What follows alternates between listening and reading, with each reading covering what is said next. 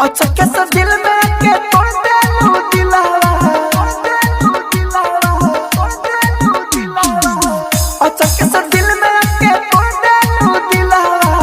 हमर के कहत रहलू जान रानी हो, रानी डोली में लेके चढ़िया रमन हमारा लकी नली हम के सामान। रानी डोली में लेके चढ़िया रे मन हमारा लकी नली हम के सामान।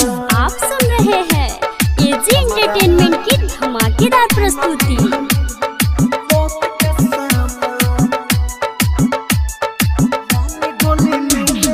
डीजे कंचन राज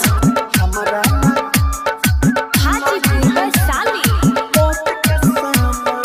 हमके वीरान कर बुला कि सब सुना, ससुरा में दुख तारा बड़ी दुगुना। हमके वीरान कर बुला कि सब सुना, ससुरा में दुख तारा बड़ी दुगुना। टूटल दिलवा रोई हर दम हो, टूटल दिलवा रोई हर दम हो।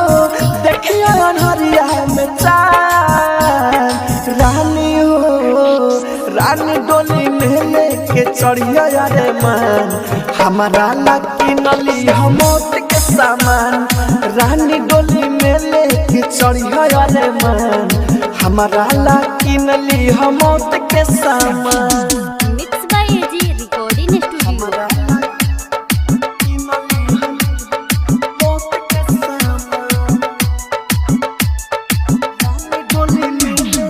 डीजे कंचन राज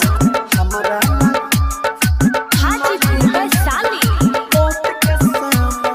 राहुल राजा धानी प्यार करे तो से ज्यादा, बाकी ना बुझाइल पहले तोरा इरादा। हाँ राहुल राजा धानी प्यार करे तो से ज्यादा, बाकी ना बुझाइल पहले तोरा इरादा। अमित आशिक से तू बात करिया ठीक से, अमित आशिक से तू बात करिया ठीक से। तुरी हन मनवा के मकान रानी हो, रानी डोली में लेके चढ़िया रे मन हमारा लकी नली हम के सामान।